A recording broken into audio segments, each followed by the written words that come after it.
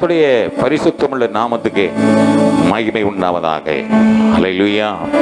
கூப்பிடுகிற எளியவனையும் உதவியற்ற சிறுமைமானவனை விடுவிக்கிற ஆண்டவராகிய இயேசு கிறிஸ்துவின் இரக்கமுள்ள நாமத்திலே, கிருபையுள்ள தயவுள்ள நாமத்திலே, இந்த நாளில் அவருடைய சமூகத்தில் அவருடைய கிருபைக்கு காத்திருக்கிற அவருடைய ஜனமாகிய உங்களை நான் வாழ்த்துகிறேன், வரவேற்கிறேன். தேவனுடைய நாமத்தில் உங்களை நான் ஆசீர்வதிக்கிறேன். தேவனுடைய நாமம் உங்கள் ஒவ்வொருவரிலும் மகிமைப்படுவதாக. இந்த நாளில் உங்களை முகமுகமாய் காண்கிறதுல என் தேவனுக்குள் நான் களி கூறுகிறேன். அல்லேலூயா.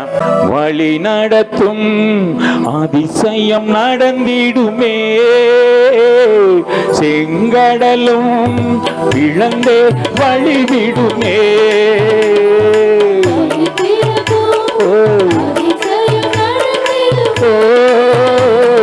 செங்கடலும் இழந்தே வழிவிடுமே, தடைகள் எல்லாம் தகர்ந்தே போகுமே, இடைஞ்சல் எல்லாம் இன்றே விசுவாசத்தோடு தடைகள் எல்லாம் தகர்ந்தே போகுமே, இடைஞ்சல் எல்லாம் இன்றே மறைந்திடுமே. உண்மை அதிசயம் காண செய்வே, நீ அற்புதம் கண்டிடுவார். உண்மை அதிசயம் காண செய்வே, நீ அற்புதம் கண்டிடுவார். குறைகள் எல்லாம் நிறைவாகும் அதிசயமே, இறைமகனாம் இயேசுவால் நடந்திடுமே.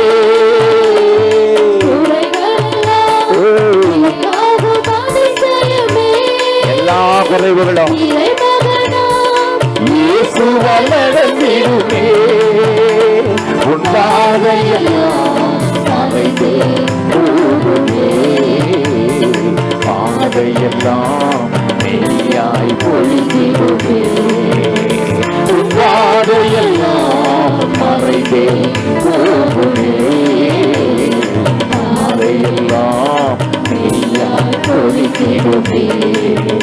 உன்னை அதிசயம் காண செய்வே, நீ அற்புதம் கண்டிடுவார். உன்னை அதிசயம் காண செய்வே, நீ அற்புதம் கண்டிடுவார். சத்துருவை மேற்கொள்ளும் அதிசயமே, நிச்சயமா இன்றே நடந்திடுமே.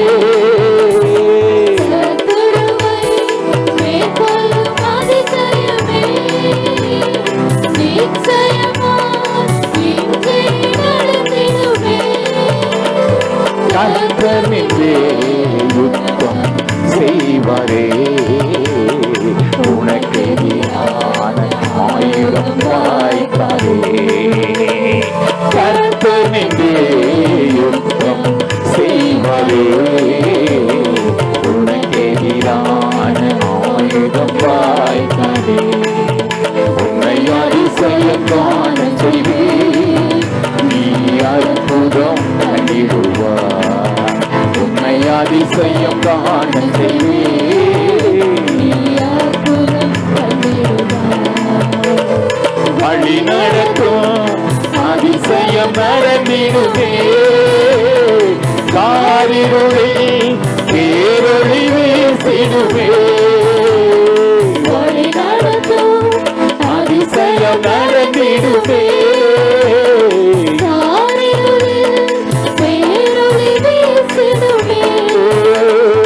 மனதிரமே வழியா வந்ததும் வல்லவரே கரமே நடத்திடுவே. மனதிரமே வழியா வந்ததும் வல்லவரே கரமே நடத்திடுவே. உன்னை அதிசயம் விசுவாசத்தோடு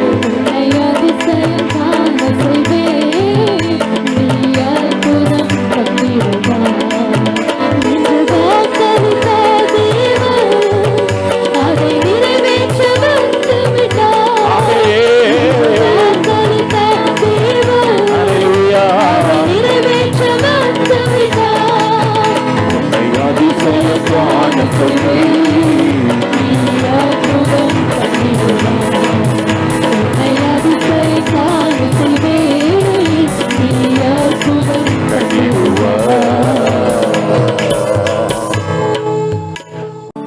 கர்த்தருடைய பரிசுத்தமுள்ள நாமம் மகிமைப்படட்டும். ஆமென். ஹல்லேலூயா, ஹல்லேலூயா. நேர்த்தியாய் வாக்குத்தத்தத்தை வாசிப்போம். யாத்திராகமம் 34ஆம் அதிகாரம் 10வது வசனம். அதற்கு அவர் இதோ நான் ஒரு உடன்படிக்கை பண்ணுகிறேன். பூமி எங்கும் எந்த ஜாதிகளிடத்திலும் செய்யப்படாத அதிசயங்களை உன் ஜனங்கள் எல்லாருக்கும் முன்பாகவும் செய்வேன். உன்னோட கூட இருக்கிற ஜனங்கள் எல்லாரும் கர்த்தருடைய செய்கையை காண்பார்கள். உன்னோட கூட இருந்து நான் செய்யும் காரியம் பயங்கரமா இருக்கும். அல்லேலூயா. உன் பக்கத்தில் இருக்கிறவங்க முதல்ல பார்த்து விஷ் பண்ணுங்க. Praise Lord brother. இன்னைக்கு ஆண்டவர் ரகசியத்தை சொல்றாரு. நீங்க பார்க்கிறதுக்கு என்ன உயர்த்துவாராம், எனக்கு அதிசயம் செய்வாராம். எனக்கு செய்கிறவரு நான் பார்க்கும்படி உங்களுக்கு அதிசயத்தை செய்வாரு. ஆமா, நம்ம 2 பேருக்கு ஆண்டவர் சொன்ன வார்த்தை இது.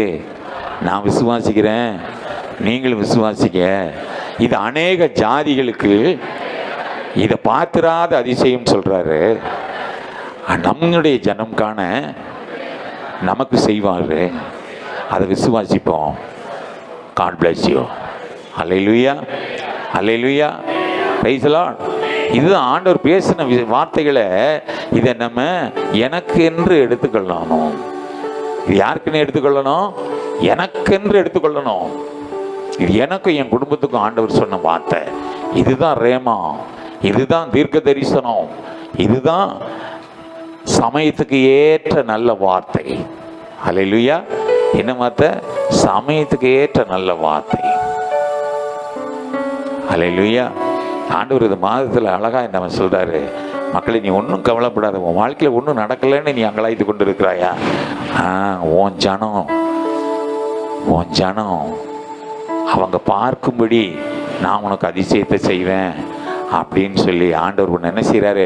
பலப்படுத்துகிறார், உன்னை தேற்றுகிறார், உன்னை திடப்படுத்துகிறார், உன்னை தைரியப்படுத்துகிறார், விசுவாசத்தில் உன்னை உற்சாகப்படுத்துகிறார். ஹல்லேலூயா. அதான் தேவ ஆவியானவர் உனக்கு கொடுக்குற ஒரு பெரிய ஒரு பலன். தேடிட்டு இருக்கக்கூடாது. அங்கங்க போய் எங்கேயாவது இருக்கானு இல்லை. அவர் சொன்னதை நிறைவேற்றுவார். எப்படி இருந்தாலும் என்ன செய்யாத, என்னை தேடி வர டோர் டெலிவரி. விசுவாசிக்கிறவனுக்கு எல்லாம் கூட அவன் உட்காந்துருப்பான். நீ சும்மா தான் இருப்ப. நீ சும்மா இருந்து நானே தேவன் என்று தெரிந்து கொள்ளனா அதுக்கு என்ன அர்த்தம்? நீ ஓடு, நீ பிரயாசப்படி, அலைந்து திரின்னு ஆண்டவர் சொல்ல. என் ஜனங்கள் அலைந்து திரிவது இல்லை. ஹல்லேலூயா. அவங்க சும்மா இருப்பாங்க. எப்படி இருப்பாங்க? சும்மா இருப்பாங்க. அதுக்காண்டி சும்மா இருக்கிறது இல்லை. ஆண்டவருக்கு நமக்கு சில பொறுப்புகளை கொடுப்பாரு. அந்த பொறுப்புகளில் உண்மை உத்தமமாக இருக்கணும். ஹல்லேலூயா. Praise the Lord. ஆமாம், எனக்கு நான் கிட்டத்தட்ட ஒரு 5 வருஷத்துக்கு முன்னாடியே நான் ரிசைன் பண்ணியிருந்தா கூட எனக்கு இன்னைக்கு நிறைவு வரும்பொழுது 1 வருஷத்துக்கு அப்புறமும் எனக்கு என்ன பென்ஷன் வருமோ அந்த பென்ஷன் அப்போவே வந்துடுது. எனக்கு அது ஆட்டோமேட்டிக்காக ரீச் ஆயிடுச்சு. ஆனால் அந்த 5 வருஷத்துக்கு என்ன ஆயிடுச்சு? எனக்கு பலவீனமும் வந்துருச்சு, அநேக ஆலோசனையும் வந்தது. எல்லாம் ரூட்டு எப்படி வருது? எல்லாம் சரியாக வருது. ஆனாலும் மனுஷ சத்தத்துக்கு நான் இடம் கொடுத்துருந்தா இடரலாயிருப்பேன். அல்லேலூயா. என்னைக்கும் மனுஷனுடைய சத்தத்துக்கு சூழ்நிலை பேசுவதை நீ பேசக்கூடாது, மனுஷன் பேசுவதை நீ பேசக்கூடாது. அல்லேலூயா. கர்த்தருடைய சித்தம் அதுவாக இருக்காது, அதுவாக நிச்சயம் இருக்காது. அழகாக சொல்லியிருப்பாரு, மக்களே போதும் வா, உனக்கு நான் வேற ஒரு வாசலை வச்சிருக்கிறேன்.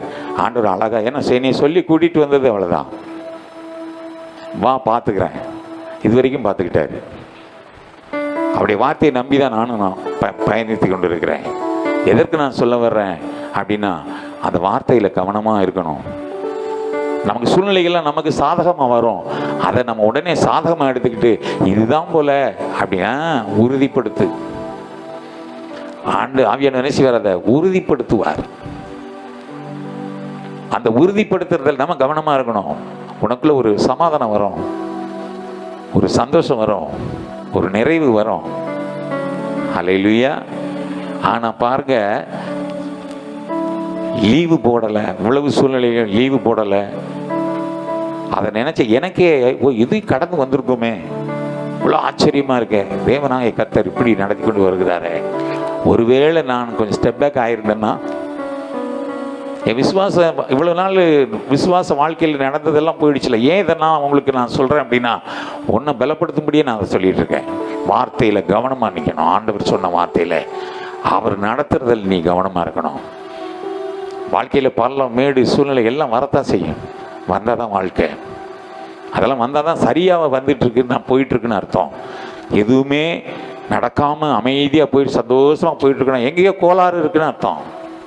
அதுதான் விசுவாச வாழ்க்கை, ஒரு வித்தியாசமான வாழ்க்கை. இந்த கிறிஸ்தவ மார்க்கம், இந்த விசுவாச வாழ்க்கை என்பது ஒரு வித்தியாசமானது. அது மற்றவங்க பார்க்குறதுக்கு வித்தியாசமாக இருக்கும். அதை நீ ஆண்டவருக்கு, ஆவியானவருக்கு விட்டு கொடுப்பாயானால் அது உன் வாழ்க்கையில் பெரிய ஒரு சமாதானம். இது நீ கேட்ட வார்த்தை அழகான வார்த்தை. என்ன வார்த்தை? பூமியில் உள்ள உயர்ந்த ஸ்தானம். ஆண்டவர் உன் ஜனத்து மத்தியில் என்ன ஸ்தானத்தில் உன்னை கொண்டு வைக்கணுமோ அந்த ஸ்தானத்தில் கொண்டு போய் நிறுத்த. ஹல்லேலூயா. நிறுத்த ஆண்டவர் உண்மையுள்ளவர். ஹல்லேலூயா. யாராலையும் மறக்கப்படட்டும், எவராலையும் மறக்கப்படட்டும். பெத்த தாய் தகப்பனா இருக்கட்டும், கூட பிறந்தவங்களா இருக்கட்டும். என் தாவீதை எடுத்துக்கங்க, 8வது பையன், போஷிக்கக்கூடியவன். அவன் எல்லாராலும் மறக்கப்பட்டான். ஆண்டவர் சொல்றார், தேவனாகிய கர்த்தர் சொல்லுகிறார், சாமுவேல் தீர்க்கனை அனுப்பி அந்த ஈசா என்கிற வீட்டுக்கு போ, அங்க ஒருவனை தெரிந்து கொண்டு அவனை நீ அபிஷேகம் பண்ணு அப்படிங்கிறாரு. அங்க அபிஷேகம் பண்றதுக்கு வரிசையில் நின்னா எல்லாம் தகுதியா நிற்கிறான். யாருடைய பார்வை? சாமுவேல் பார்வையில். முதல் ஆள் சௌந்தரியமாக இருக்கிறான், நல்லா ஜாம்பவனா, ஆஜாகு பவனா, எல்லாமே நல்ல மிலிட்ரி ஆள், அழகாக இருக்கான், சௌந்தரியம் பார்க்க எல்லாம் அவ்வளோ ஃபிட்டாக இருக்கிறான். இவன் அபிஷேகம் பண்ணுறதுக்கு சரியான ஆள் தான் அப்படின்னு நினைக்கிறான். இல்லைங்கிறாரு. Next reject. அப்படியே 1 by 1 7 பேர் அவுட்டு. இவனுக்கு ஆக ஆக யாருக்கு? சாமுவேலுக்கு கலக்கம் வந்துருச்சு. அட்ரஸ் மாதிரி வந்துட்டோம் போல, நம்ம அட்ரஸ் மாதிரி வந்துட்டோம் போல. காரணம் ஏதோ தப்பு நடந்துருச்சு, எதுவுமே இல்லைன்றான. உடனே அந்த ஈசாட்ட கேட்குறான், வேறு ஏதாகிலும் பிள்ளைங்க இருக்காங்களா? ஒருத்தன் இருக்கிறான். அவன் எங்கே இருக்கிறான்? அவன் ஆடு மேய்ச்சிட்டு இருக்கிறான். அவன் லாய்க்கில்லாதவன். யார் முடிவு பண்ணது? பெத்த தாய் தகப்பன், கூட பிறந்த அண்ணன் தம்பி எல்லாம் என்ன செய்தான்? மறக்கடிக்கப்பட்டு அவனை உதாசீனப்படுத்தி என்ன செய்தாங்க? அன்னைக்கு கூட என்ன செய்வான்? சாமுவேலு வீட்டுக்கு வர்றது திடீர்னு நடக்கலை, சொல்லிட்டு தான் வந்திருப்பான். இன்னைக்கு தீர்க்கதரிசி வீட்டுக்கு வர்றாருன்னு தெரிஞ்ச உடனே அந்த சரௌண்டிங்கே அலர்ட் ஆகிருக்கும். ஓ, இன்னைக்கு ஈசா வீட்டில் ஒரு பெரிய விருந்து நடக்க போகுது, அந்த விருந்தில் நம்மளும் கலந்துக்கலாம் அப்படின்னு அக்கம் பக்கம் எல்லாம் அலர்ட் ஆகிட்டு இருப்பாங்கல்ல, அலர்ட் ஆகிட்டு இருப்பாங்க, எல்லாம் சந்தோஷமாயிட்டு இருப்பாங்க. இன்னைக்கு யார் வரப்போறது? இந்த சான்ஸ்ல சாமுவேலை பார்த்துக்கலாமே, சாமுவேல்கிட்ட ஒரு ப்ரேயர் பண்ணிக்கலாம், சாமுவேல்கிட்ட ஒரு வார்த்தை பேசிக்கலாம், அவனுடைய கரம் என் சிரசின் மேல படட்டும். அன்னைக்கு தீர்க்கதரிசி அவங்க என்ன செய்தாங்க? கனப்படுத்தினாங்க. அப்ப எல்லாருக்கும் அந்த கனம் படுத்தணுன்ற ஆர்வம் இருந்திருக்கும், அக்கம் பக்கம் சுற்றுப்புறம் எல்லாத்துக்கும். யார் அவன்? அவனை போல ஒரு தீர்க்கதரிசி அந்த இஸ்ரவேலிலே இல்லை என்று வேதம் சொல்லுகிறது. ஹல்லேலூயா. பிரைஸ் எல்லாம். பொருத்தனையில பிறந்த மகன் அவன், ஒரு அபிஷேகம் உள்ள மகன். ஆனா பாருங்க, அவன் வந்து அப்ப இவனுக்கு அன்னைக்கு கூட ஆடு மேய்க்க கிளம்பும் போது அவன் கெஞ்சிருப்பான். இன்னைக்கு ஒரு நாள் சாமுவேல் வராரு, நான் பார்த்துட்டு போயிடுறேன். இன்னைக்கு ஒரு நாள் ஏதோ உங்களோட இருந்து நல்லது சாப்பிட்டு போறேன்னு. இன்னைக்கு என்ன செய்வீங்க? இன்னைக்கு எப்படியும் ஒரு படாகானா இருக்கு. படாகானா இன்னைக்கு ஏதாவது ஒரு கடா வெட்டுவீங்க, ஏதாவது ஒரு எலும்புகளும் கடிச்சிட்டு போறேனே. அவனுக்கு ஒரு ஆசை, கடைக்குட்டி சின்ன பையன்ல, அவனுக்கு எல்லா ஆசையும் இருந்திருக்கும்ல, எல்லாம் போஷிக்க கூடியவன், வீடு எல்லாமே அவனை வச்சு கொண்டாடணும், அப்படி உள்ள ஒரு மகன். ஆனால் எல்லாராலும் மறக்கப்பட்டவன். என்னை கேட்டுக்கொண்டிருக்கிற என்னோட ஆராதிக்கிறேன் தேவனுடைய பிள்ளையே, இன்றைக்கும் நீ அப்படிப்பட்ட சூழ்நிலையில உன் குடும்பத்தின் மத்தியில உன் ஜனங்கள் மத்தியில் ஒரு கால் இன்னைக்கு நீ அப்படிப்பட்ட சூழ்நிலை இருந்தாலும் ஆண்டவர் உன்னை உயர்ந்த ஸ்தானத்துக்கு கொண்டு வரணும்னு முடிவு பண்ணிட்டாருன்னா அதை ஒரு காலம் ஒருவனும் தடை செய்ய முடியாது. கர்த்தர் செய்ய நினைத்தது தடைபடாது. அந்த விசுவாசம் உனக்கு வேணும். எனக்காக கர்த்தர் யாவையும் செய்து முடிக்க வல்லவர், யாவையும் செய்து முடிக்க வல்லவர். அல்லேலூயா. அவனை கொண்டு வந்து அவனை பார்த்ததுக்கு அப்புறம் தான் இந்த சாமுவேலுக்கே அப்படியே ஒரு சமாதானம் வந்ததான். அவனை பார்த்த உடனே சாமுவேலை மெய் சிலிர்த்து போயிட்டாரான். இவன் மேல தேவனுக்கு இவ்வளவு ஒரு இரக்கமா, இவ்வளவு வைராக்கியமா? சாமுவேலே ஒரு நிமிஷம் அப்படியே அல்லாயிட்டாராம். என்ன இப்படி இருக்கானா, இப்படி பார்க்கறாரா, இப்படி பார்க்கறாரா, இப்படி பார்க்கறாரா, இப்படி பார்க்கறாராம், அப்பாவை பார்க்கறாரா, அம்மாவை பார்க்கறாராம். என்ன இப்படி வந்து எல்லாம் தலைகீழா போயிட்டு இருக்க, ரிவர்ஸ் கேரியர். இவங்க என்ன போடுற, ரிவர்ஸ் கேரியர் போட்டிருக்கான். ஏன்னா 7 பேருமே சரியா இருப்பான்னு நம்ம சொல்ல முடியுமா? 7 பேர்ல எவனாவது ஆடு மேய்க்கிறதுக்கு ஒருத்தர் இருந்திருக்க மாட்டானா? பாவம் பாருங்க. ஹல்லேலூயா. அவன் நல்ல ட்ரெஸ் போட்டிருப்பானா பாருங்க, கிழிஞ்ச ட்ரெஸ்ஸாக இருந்திருக்கும். அவன் ட்ரௌசர்லாம் கிழிஞ்சி ஓட்டையாக இருந்திருக்கும். Price the Lord. எப்படிப்பட்ட சூழ்நிலையில் இருந்தாலும் உன்னை அலங்கரிக்கிற தேவன் ஒருவர் இருக்கிறார். ஹல்லேலூயா. உன்னை உயர்த்துகிற தேவன் ஒருவர் இருக்கிறார். ஆண்டவர் அவர் என்ன செய்கிறாரா? அவர் தான் உடன்படிக்கை. அவனோட உடன்படிக்கை எதுக்கு நான் சொல்ல வர்றேன்னா, அவனோட ஒரு உடன்படிக்கை பண்ணியிருக்கிறார். நான் தாவீதுக்கு அருளினிய நிச்சயமான கிருபைகளை உனக்கு நித்திய உடன்படிக்கையாய் ஏற்படுத்துவேன் சொல்றார். அவன் மேல ஒரு நித்திய கிருபையை ஆண்டவர் கட்டளையிட்டு இருந்தார். அந்த கிருபையை உனக்கு நித்திய உடன்படிக்கையா நான் ஏற்படுத்துவேன். இன்னைக்கு இந்த கிருபையின் காலத்தில் வாழுகிற உனக்கு என் தேவன் உன் மேல அவ்வளவு நினைவா இருக்கிறார். அதனாலதான் சொல்றாரு, நான் உன்னை நினைக்கிறதுக்கும் நான் உன்னை விசாரிக்கிறதுக்கும் நீ ஏமாத்திரன்னு நீ நினைக்கணும், நான் நினைக்கல. ஆண்டவர் சொல்றாரு, நீ நினைக்கணும்னு ஞாபகப்படுத்துறேன், நான் உன்னை நினைக்கல, நீ பெரிய ஆள் தான் நான் நினைக்கிறேன். ஆண்டவர் சொல்றாரு, என் பிள்ளைங்க என்னைக்குமே பெரிய ஆள் தான் ஆண்டவர் நினைக்கிறேன். உன்னை அவளை கணக்குரிய பாத்திரமா நினைக்கிறாரு. நீ தான் உன்னை கனவீனமான பாத்திரமா நீயே உன்னை தாழ்த்தி கொண்டு இருக்கிற அந்த ஒரு இன்ஃபீரியாரிட்டி காம்ப்ளெக்ஸ். ஹல்லேலூயா. ஆமா, உனக்கு ஒரு உயர்ந்த ஸ்தானம் ஆண்டவர் வச்சிருக்கிறார். அப்ப நமக்கு உயர்ந்த ஸ்தானம் வேணும்னா எப்படி இருக்கணும்? உனக்கு அதற்கு ஏற்ற குணம், அதற்கேற்ற ஒரு கண்ணியம், அதற்கேற்ற ஒரு டிசிப்ளின். எல்லாருக்கும் எல்லாமே இருந்துறாரு. டிசிப்ளின். ஏன் ஆடு மேய்ச்சவனுக்கு அபிஷேகம் இருந்தது? காரணம், வீட்டில இருந்த பல சிந்தனைகள் இருந்தான். இவனுக்கு ஒரே ஒரு சிந்தனை தான், என் கர்த்தரின் மேய்ப்பராய் இருக்கிறார், நான் தாழ்ச்சி அடையேன். நான் உட்கார்ந்தாலும், நான் படுத்தாலும், நான் நடந்தாலும், நான் போனாலும் வந்தாலும், பூமியின் கடையாந்திரத்தில் இருந்தாலும், பாதாளத்தில் படுக்க போட்டாலும், என் தேவனாய கர்த்தர் என்னோடு கூட இருக்கிறார். அவர் கூடவே இருந்திருக்கலாம். அவங்க 2 பேருக்குள்ள அவ்வளவு ஒரு ஐக்கியம். அது அபிஷேகம். அந்த அபிஷேகம் தான் அவனை எல்லா இடத்துலையும் கொண்டு நிறுத்தினது. அந்த அபிஷேகம் தான் தேசத்துக்கு சமஸ்த இஸ்ரவேலுக்கும் ராஜாவாக நிற்கும்படி ஒரு அபிஷேகத்தை அதை கொண்டு வந்தது. அந்த அதிகாரத்துக்குள் கொண்டு வரும்படி அந்த அபிஷேகம் அவனை உயர்த்தினது. ஒரு தேசமே ஒரு சத்துருவை பார்த்து, ஒரு கோலியாத்தை பார்த்து மிரண்டு நிற்கிற நேரத்தில் அவனை பார்த்து சாதாரணமாக பேசின ஒரு ஆவியின் அபிஷேகம் எப்படி வரும்? சாதாரண சிறுவனுக்கு, அவன் சிறுவன் தான், ஆனா அவனுக்குள்ள இருந்த ஆவியானவர் பெரியவர். அல்லேலூயா. தேவனாகிய கர்த்தர் பெரியவர். அந்த அபிஷேகம் பெரியது. இன்றைக்கு அப்படிப்பட்ட அபிஷேகம் உனக்கு கிடைக்குமானால், அந்த அபிஷேகத்துக்குள்ள உன்னை ஒப்பு கொடுப்பாயானால், உன் தலைமுறையில உன் தலை உயர்ந்திருக்கும்.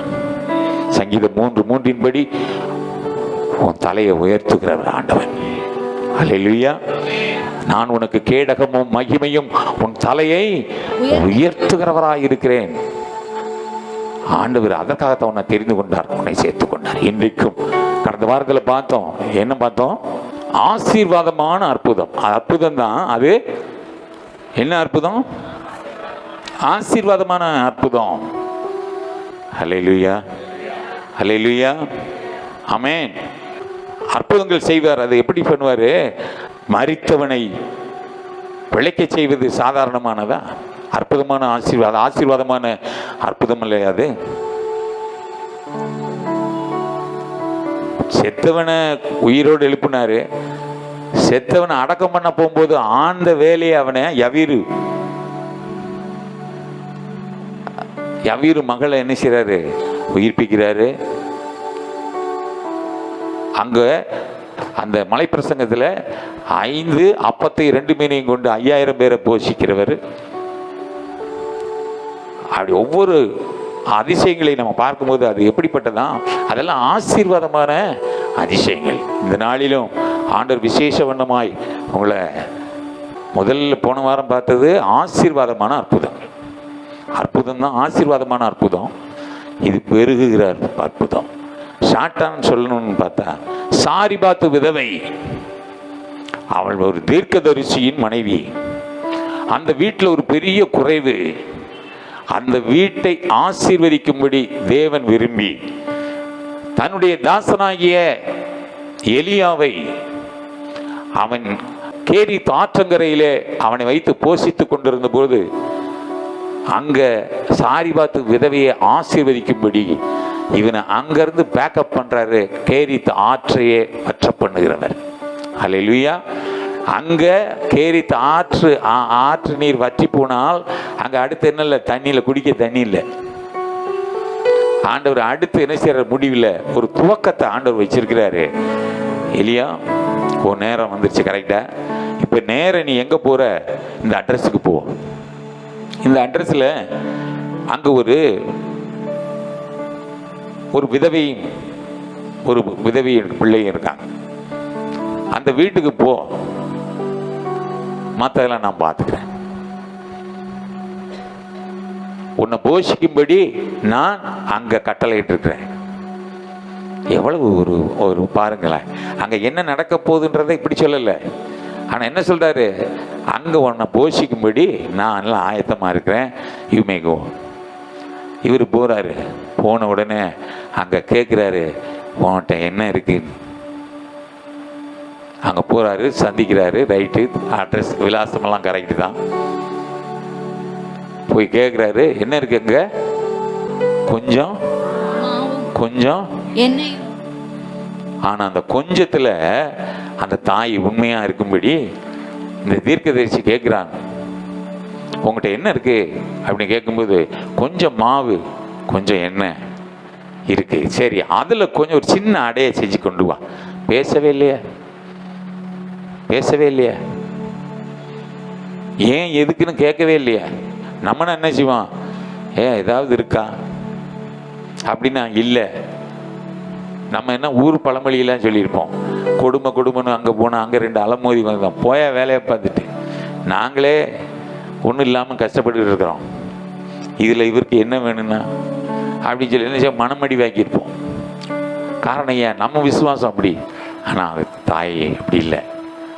அவங்க எவ்வளவு விசுவாசத்தில் காத்திருந்தால், எவ்வளவு ஒரு ஜெபத்தில் அவங்க இருப்பாங்கன்னா, தேவனுக்கு எப்படி பிரியமுள்ள பாத்திரமா அவங்க இருந்திருக்க கூடுமானால், குறித்த நேரத்தில் தன் தாசனாகிய தேவ மனுஷனாகிய எலியாவை அந்த வீட்டுக்கு போகும்படி இருந்தது. இதெல்லாம் நீங்கள் கொஞ்சம் யோசித்து பார்க்கணும். இவங்க சரியாக இருந்திருக்காங்க, இவங்க ஜெபத்தில் சரியாக இருந்திருக்காங்க, இவங்க ஆண்டவர்கிட்ட சரியான தொடர்பில் இருந்திருக்கிறாங்க, அப்படி பிரசன்னத்தில் இருந்திருக்கிறாங்க. அவங்க ஆண்டுடைய சத்தம் கேட்டு இவங்க பழகி இருக்கிறாங்க. அதனாலதான் இவங்க சத்தம் கேட்டு ஆண்டவர் என்ன செய்யறாரு? அவங்க அழகா இவங்க கேட்டிருப்பாங்க. இன்னைக்கு அருமையா நம்ம பாடியெல்லாம் துதித்தோம். ஆபத்து காலத்தில் என்னை நோக்கி கூப்பிடுவான், நான் அவனுக்கு மறு உத்தரவு கொடுப்பேன். ஹல்லேலூயா, பிரைஸ் தி லார்ட். அதே மாதிரி எப்போ கூப்பிட்டாலும் தாபரமா இறங்கி வந்து அந்த சத்தத்துக்கு செவி கொடுக்கிறவர் தான் நீர் ஆராதிக்கிற தேவனாகிய கர்த்தர்.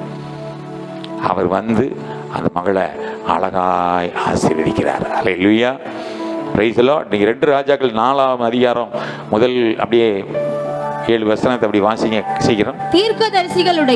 தீர்க்கதரிசிகளுடைய புத்திரரில் ஒருவனுக்கு மனைவியாயிருந்த ஒரு ஸ்திரீ எலிசாவை பார்த்து உமது அடியானாகிய என் புருஷன் இறந்து போனான். உமது அடியான் கர்த்தருக்கு பயந்து நடந்தான் என்பதை அறிவீர். கடன் கொடுத்தவன் இப்போது என் 2 குமாரரையும் தனக்கு அடிமைகள் ஆக்கி கொள்ள வந்தான் என்றார்.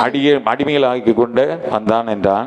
எலிசா அவளை நோக்கி நான் உனக்கு என்ன செய்ய வேண்டும் வீட்டில் உன்னிடத்தில் என்ன இருக்கிறது சொல் என்றான். என்ன இருக்கிறது என்று சொல் என்றான். அதற்கு அவள் ஒரு குடம் எண்ணெய் அல்லாமல் உமது அடியாளுடைய வீட்டில் வேறொன்றும் இல்லை என்றான். அப்பொழுது அவன் நீ போய் உன்னுடைய அயல் வீட்டுக்காரர் எல்லாரிடத்திலும் அநேகம் வெறும் பாத்திரங்களை கேட்டு வாங்கி உள்ளே போய் உன் பிள்ளைகளுடன் உள்ளே நின்று கதவை பூட்டி அந்த பாத்திரங்கள் எல்லாவற்றிலும் நிறைந்ததை ஒரு பக்கத்தில் வை என்றான். அவள் அவனிடத்தில் இருந்து போய் போதும். அதாவது நம்ம முதல் சம்பவத்தில் பார்த்தோம், அங்க என்ன இருந்தது? கொஞ்சம் மாவு, கொஞ்சம் எண்ணெய். அதுல தேசம் பஞ்சம் தீர் மட்டும் அவங்க வீட்டில் மாப்பு செய்கிற அந்த தொட்டி குறையில, எண்ணெய் குறையில. அந்த எலியா தீர்க்க அப்ப அந்த பஞ்சம் தீர் மட்டும் அங்க இருந்து அவர் சாப்பிட்டு இருந்திருப்பார், அப்படிதானே? ஆனால் இங்க ஒரு தீர்க்கதரிசியினுடைய குடும்பத்தை நம்ம பார்க்கிறோம். இங்க எலிசா தீர்க்கனை இங்க அனுப்புறார். வித்தியாசம் பாருங்களேன். இங்க அவள்கிட்ட கேட்கும்போது, அங்க கேட்கும்போது என்ன, கொஞ்சம் மாவு கொஞ்சம் எண்ணெய் தான். இங்க என்னிடத்தில் ஒரு குடம் எண்ணெய் இல்லாமல் வேறு ஒன்றும் இல்லை. அல்லேலூயா. அப்போ எலிசா சொல்லுகிறான், வேறு ஏதாவது பாத்திரங்கள் இருந்தால் வாங்கிட்டு, எல்லாம் பக்கத்து வீட்டில் எல்லாத்தையும் பாத்திரம் வாங்கிட்டு வந்து என்ன செய்ய வைங்க அப்படின்னு சொல்லி அதை அப்படியே ஊத்துறான். எல்லாம் நிரம்பி வழி இல்லை, பாத்திரம் இல்லைன்னு உடனே நின்று போகுது.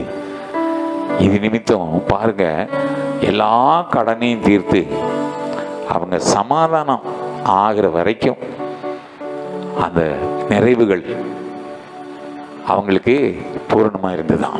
குறைவுகள் எல்லாம் நீங்கி போச்சான். இன்னைக்கு அழகா பாடி துதித்தோம்ல, நீங்கள் அதெல்லாம் அந்த பாடல்கள்லாம் நீங்கள் என்ன செய்யணும், அதை சாதாரணமாக எடுத்துக்கூடாது.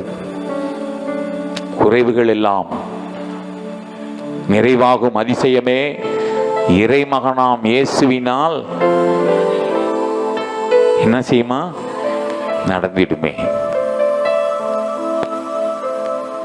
அது அவரே நின்று உனக்கு எல்லாத்தையும் சீர்படுத்துவார், எல்லாம் சரி பண்ணுவாரா. உன் குறைவுகள் எல்லாம் கிறிஸ்து இயேசுக்குள்ளாய் மகிமையிலே நிறைவாக்கி நடத்துவாரா. ஹல்லேலூயா, ஹல்லேலூயா, பிரைஸ் தி லார்ட். தேசத்தில் பஞ்சம் முடியுது வரைக்கும் அவங்க என்ன செய்தாங்களாம், சந்தோஷமா சமாதானமா இருந்தாங்களாம் அந்த குடும்பம். அந்த முதல்ல சாரிபாத் உதவியும் பார்த்தோம். அந்த தேசம் பஞ்சம் தீர் மட்டும் மாப்பு செய்கிற தொட்டி குறையல, எண்ணெய் கலசத்தில் எண்ணெய் குறையல. ஆனால் இங்கேயும் எல்லாம் முடிஞ்சு இந்த எண்ணெய் அவங்கள்ட்ட இருந்ததுனால எல்லா கடனையும் தீர்த்து அவங்களுக்கு ஒரு நிறைவு, ஒரு சமாதானம் அவங்களுக்கு கிடைச்சதான். இன்றைக்கும் என்ன குறைவுகளோடு நீ தேவ சமூகத்தில் வந்திருந்தாலும் இன்னைக்கு அவர் உன்னை விசாரிக்கிறவரானபடினால் அவர் கரத்தில் நீ ஒப்பு கொடுத்துறேன். ஹல்லேலூயா, ஹல்லேலூயா. ஆமாம், இந்தோனேசியாவில் ஒரு சபையில் திடீர்னு திருவிருந்து நடக்கும்போது திருவிருந்து ரசம் நின்று போச்சு. இதை திடீர்னு அந்த ஊழியக்காரர்கிட்ட அந்த உடன் ஊழியர் சொன்னவன், ஐயா ரசம் தீர்ந்து போச்சியா? அப்படியா, பரவாயில்ல, இந்த நேரம் மேக்கப் அப்படியே ஜெபம் பண்ணுவோம், தண்ணி ஊற்று. தண்ணி எடுத்து ஜெபம் பண்ணிட்டு அந்த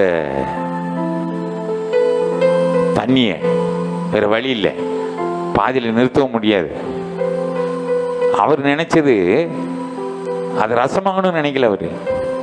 ஆனால் இந்த தண்ணியை பிளஸ் பண்ணி என்ன செய்யலாம், இதை ஜனங்களுக்கு கொடுக்கலாம் அப்படின்னு நினச்சி அவருடைய விசுவாசத்தில் அதை எடுத்து ஜெபம் பண்ணி கொடுத்தா ரசமாக மாறிடுச்சான். ஆனால் பாருங்களேன், அந்த ரசம் பெருகிட்டே இருந்துதான். அநேக நாட்கள் அவங்களுக்கு அந்த ரசம் அது வந்துக்கிட்டு எடுக்க அந்த பாட்டில் அவளுக்கு இருந்துகிட்டே இருந்துதான்.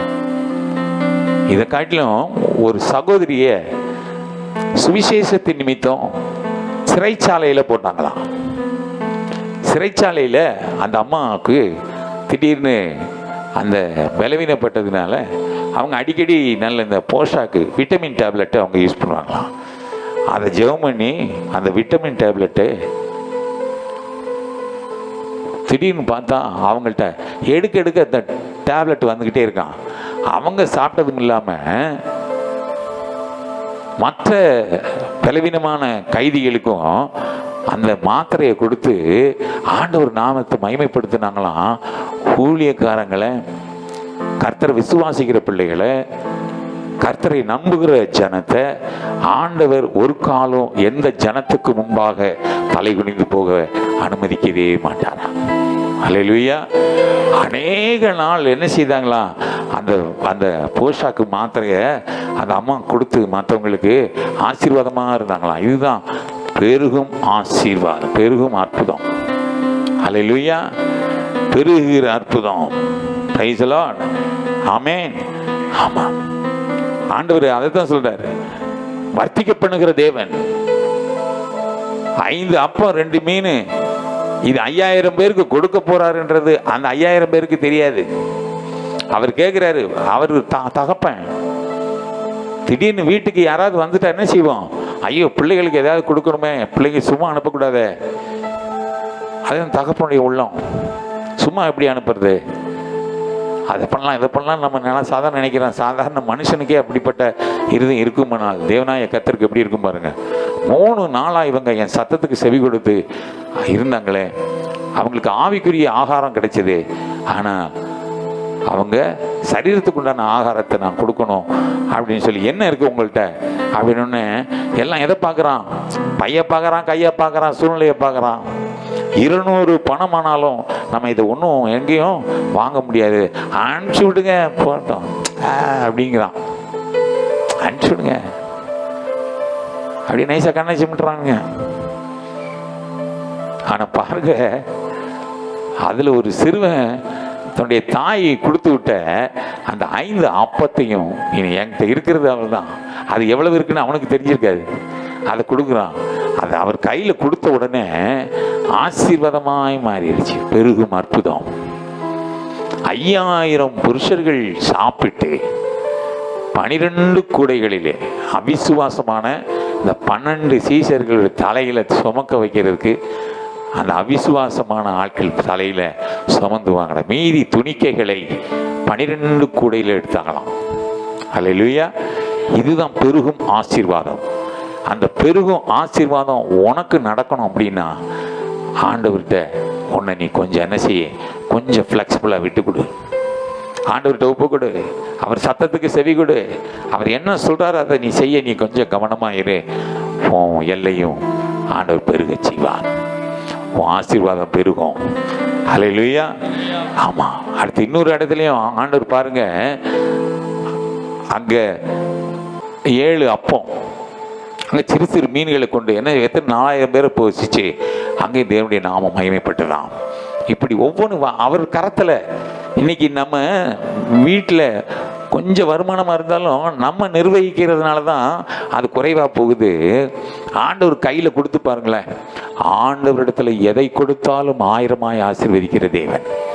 அவருடைய கரத்தில் கொடுத்து அவருடைய ஆசீர்வாதத்தில் நீங்கள் அதை செலவிட்டு பாருங்கள். அவர்கிட்ட ஆலோசனை கேளுங்க. அவர் தான் உன்னை சம்பாதிக்கவும், சாப்பிடவும், செலவிடவும், மீதம் எடுக்கவும் அனுக்கிரகம் பண்ணுகிற தேவனாகிய கர்த்தர். நீ அவருக்கு முக்கியத்துவம் கொடு. அதனால தான் அடிக்கடி என்னுடைய ஜெபத்தில் நான் சொல்கிறது, உம்முடைய கரத்திலிருந்து வாங்கி உம்முடைய கரத்திலே உம்முடைய நாம மகிமைக்கென்று விதைக்கிற விதை. அவர் கொடுத்தது அவர் கையில் கொடுக்கறதுக்கு, அவர் சமூகத்தில் விதைக்கிறதுக்கு நம்ம என்ன செய்யக்கூடாது? கணக்கெல்லாம் பார்க்கக்கூடாது. கணக்கே பார்க்கக்கூடாது. எல்லாத்துக்கும் ஆண்டவர் ஒரு கணக்கு வச்சிருக்கிறார். உன் இருதயம் அதுதான் ஆபேலின் காணிக்க. 2 பேரும் விதைச்சாதான், 2 பேரும் காணிக்க கொண்டு வந்தாதான். அண்ணனும் தம்பியும், காயினும் ஆபேலும் விதைத்தார்கள். ஆனால் யாருடைய காணிக்கை அங்கீகரிக்கப்பட்டது? ஆபேலின் காணிக்கை. அதுல என்ன இல்லை? பழுது இல்லை. மனதார அவனுடைய அந்த அந்த அந்த எண்ணம் ஆண்டவருக்கு செய்யணும் அப்படிங்கிற எண்ணம். அல்லேலூயா. ஆமாம், நான் ஆரம்ப நாள்லாம் ரொம்ப பிரின்சிபல் ரொம்ப ரிசர்வ் பேங்க்ல இருந்ததுனால புது புது நோட்டு தான் இதுக்குன்னே வாங்கி வச்சுவேன். காணிக்க போகிறதுக்கு புது நோட்டு.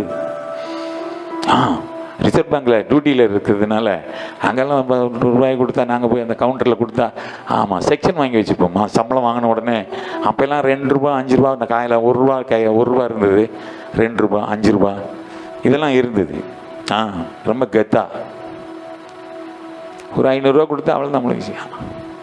ஐயா நம்ம இந்த 5 ரூபா நோட்டு, 200 ரூபா கொடுத்தா 2 ரூபா நோட்டு முடிஞ்சு. அதை வாங்கிட்டு வந்து பார்த்தா அந்த நோட்டு அதை செலவழிக்கிற கடையில் கொடுக்குறதுக்கே கஷ்டமாக இருக்கும். ஆனால் காணிக்க போடும்போது கெத்தாக இருக்கும் தெரியுமா? அதுதான் நான் சொன்னேன், சந்தோஷமாக விதைக்கலாம். விதைக்கிறத சந்தோஷமாக புது நோட்டாக சந்தோஷமாக விதைக்கலாம். எனக்கு அந்த நாட்டெல்லாம் மறக்கவே முடியாது. இன்னைக்கு எனக்கு ஆசை தான், எனக்கு அந்தளவுக்கு. ஆமாம், இன்னைக்கு கிடைக்கிறதுல அப்படியே ஃப்ரெஷ்ஷாக தான் எடுத்து வச்சுப்பேன். ஃப்ரெஷ்ஷாக தான் எடுத்து வச்சுப்பேன். அப்படியே சும்மா கத்தி மாதிரி இருக்கணும். அதை மடிக்கிறது கூட கஷ்டமாக இருக்கும், சங்கடமாக இருக்கணும். ஐயோ இதை போய் மடிக்கிறதா, 2ஆக மடிச்சுக்கலாம் அந்த மாதிரி. இப்படியெல்லாம் நினைக்கணும். ஆண்டவர் உங்கள் மனசை அதான் சோதிக்கிறாரு. அவருக்கு தேவையில்லை எதுவுமே, அவருக்கு தேவையில்லை. நீ கொடுத்து அவருக்கு ஒன்றும் ஆக போகிறதில்லை. ஆனாலும் சில விதிமுறைகளை ஆண்டவர் வச்சிருக்கிறாரு. விதைக்கிறவனுக்கு விதை. நீ விதைச்சேன்னா உனக்கு விதை நெல். அடுத்து விதைக்கிறதுக்குண்டான வழிவாசல்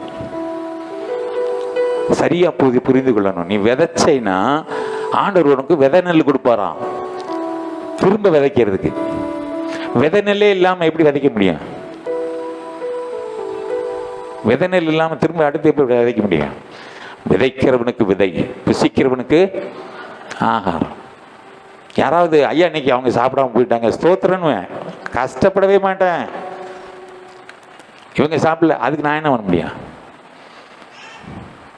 சாப்பிட்றதுக்கு தான் சாப்பாடு ரெடி பண்ணி வைக்கிறோம். சாப்பிடாம போயிட்டாங்க, போட்டோம், ஒன்றும் பண்ண முடியாது. புசிக்கிறவனுக்கு ஆகாரம், பசிக்கிறவனுக்கு ஆகாரம். பசிச்சா சாப்பிடு, சாப்பிடலையா யாருக்கு நஷ்டம்? யாருக்கா எழுதி வச்சிருக்கோம் சாப்பிட்டு. இப்பயும் சாப்பிட்டு மத்தியானம் நான் சாயந்தரமும் சாப்பிட்டுக்கலாம் உன் பேரை சொல்லி. ஆக மொத்தம் வேஸ்ட் ஆக போறது இல்லை. ஸ்தோத்திரம். ரொம்ப கவனமா இருக்கணும். 2வது, தேவ சமூகத்தில் ஒரு தண்ணினாலும் குடிச்சு பழகுங்க. இங்கே உனக்கு ஒரு டம்ளர் தண்ணி கொடுக்குறாங்கன்னா அந்த தண்ணியாவது நினைச்சிங்க குடிச்சு பழகுங்க. இன்னைக்கு உலகத்தில் போய் பாருங்களேன், ரோட்டில் நின்றுக்கிட்டு பெரிய பெரிய ஆஃபீஸர்லாம் இருப்பான் பாருங்களேன். ஒரு தொன்னையில் அந்த ஏதாவது சாம்பார் சாதம் ஏதாவது ஒரு சாதம் ஏதாவது கொடுப்பாங்க பாருங்க, அந்த இலவச இது போடுவாங்க. அதில் பயபக்தியாக அதை வாங்கி நடு ரோட்டில் நின்று சாப்பிட்டுக்கிட்டு அப்படி அவங்க பக்தி. ஆனால் நமக்கு தான் இல்லை, பயமும் கிடையாது பக்தியும் கிடையாது. தேவனுக்கு பயப்படுகிற பயம் நம்ம கிட்ட இல்லை, தேவனை அறிகிற அறிவும் நம்மளிடத்துல இல்லை. அப்ப எப்படி நம்ம வாழ்க்கையில முன்னேறப்படும்? எங்க போய்கிட்டு இருக்கு விசுவாச வாழ்க்கை? சின்ன சின்னதுதான். நம்ம ஒவ்வொரு காரியத்தையும் நம்ம சீர்படுத்துவோம். ஆனால் சின்னதாக தான் தெரியும், ஆனால் அதில் நீ சீர்படுத்தும் போது ஆசீர்வாதம் பெருசு. அந்த ஆசீர்வாதம் என்ன ஆசீர்வாதம்? முதல் ஆசீர்வாதம் அற்புதம். இன்னைக்கு உன் வாழ்க்கையில் பெருகுகிற அற்புதத்தை நீ பார்க்கணுமா? உங்கள்கிட்ட இருக்கிற சின்ன சின்ன குறைகளை ஆண்டவருக்காக விட்டு லிஸ்ட் அவுட் பண்ணுங்க. ஞாபகம் வராதான், ஞாபகம் இருக்கும்போது நோட் பண்ணிட்டு அதை விடுறதுக்கு ஆண்டவர்கிட்ட சொல்லுங்க. இந்த பலவீனத்திலிருந்து என்னைய மாற்றி போடுங்கன்னு ஆண்டவரே அதை டிஸ்கனெக்ட் பண்ணிடுவார். கிளைகளை நறுக்குவார், களைகளை பிடுங்கி உன்னை சீர்படுத்தி ஆண்டவர் சமூகத்தில் உன்னை பரிசுத்தமாக நிறுத்துவார். அல்லேலூயா. அவர் தான் உனக்கு வாக்குத்தத்தம் பண்ணியிருக்கிறாரு. நான் உன்னை நித்தமும் நடத்தி 58:11 ஏசாயா, நித்தமும் நடத்தி மகா வறட்சியான காலங்களில் ஆத்துமாவை திருப்தியாக்கின என்ன அர்த்தம்? நான் உன்னை டெய்லி நடத்தணும்னு நான் முடிவாக இருக்கும்போது நீ ஏன் உன் வாழ்க்கையை குறித்து நீ பயந்துக்கிட்டு இருக்கிற? நீ என்கிட்ட விட்டுரு, நான் பார்த்துக்கிறேன். நீ இப்பொழுது இருப்பதை பார்க்கலாம் 1000 மடங்கு நீ என்ன செய்வ? பெருகுவ. 1000 மடங்கு நான் உன்னை என்ன செய்வேன்? பெருக பண்ணுவேன். ஆபிரகாமுக்கு அதான் சொல்ல, உன்னை நான் ஆசீர்வதித்து பெருகவே. இன்றைக்கும் அந்த பெருகும் அற்புதம் உன் வாழ்க்கையில நிறைவேறும்படி ஆண்டவரிடத்துல உன்னை ஒப்புக்கொடு. ஹல்லேலூயா. அவர் பார்த்து கொள்வார். அடுத்துதான் ஒரு ஆலோசனை ஆண்டவர் சொல்றாரு, ரொம்ப கவனமா இருக்கணும், இதுல கொஞ்சம் உஷாரா இருக்கணும். ஹல்லேலூயா. Praise the Lord. இந்த ஆசீர்வாதம், இந்த அற்புதம் எப்படிப்பட்ட அற்புதம் என்றால் நியாய தீர்ப்பின் அற்புதம். நியாய தீர்ப்பின் அற்புதம் என்றால் என்னையா இதுன்னா புரியல எங்களுக்கு. பார்வோனுக்கு முன்பாக தன்னுடைய ஜனங்களை விடுவிக்கும்படி மோசையை போய் நிறுத்துறாரு. அவன் அதை பத்தி கவலையே இல்லை. காரணம் ஏன்? தேவனை குறித்த பயம் அவனது பார்வோனுக்கு இல்லை. தேவனை அறிகிற அறிவு அவனிடத்தில் இல்லை. அவனுக்கு எல்லாமே என்ன செய்யுது? வித்தியாசமா தெரியுது. சொல்லி சொல்லி பார்க்குறான், எச்சரிக்கிறான்.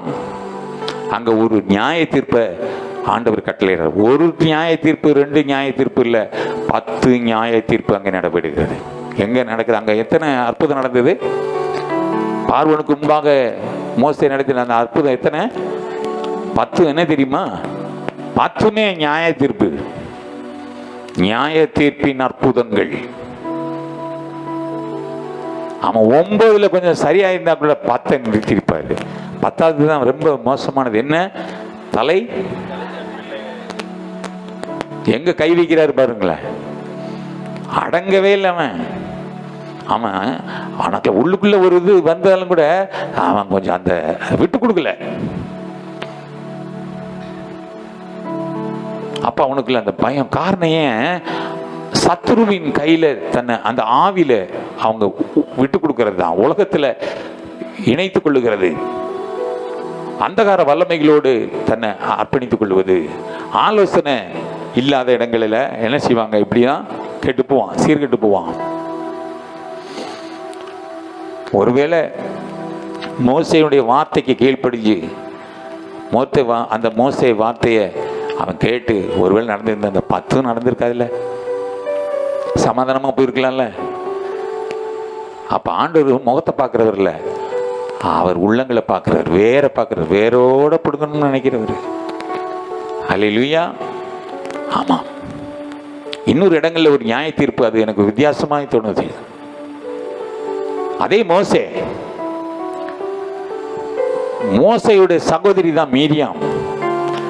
அந்த மோசைக்கு விரோதமாய் முறுமுறுத்ததினாலே, இத்தனைக்கும் அந்த அம்மா ஒரு தீர்க்கதரிசி தான், அந்த அம்மா ஒரு ஊழியக்காரி தான். அந்த அம்மா பாடுறாங்க பாட்டு. எப்போ? ஆண்டவர் செய்த அந்த வழி நடத்துதல்ல முன்னாடி நின்று அழகா மீரியாம் பாடி துதித்து தேவனை மகிமைப்படுத்துகிற ஒரு சகோதரி தான்.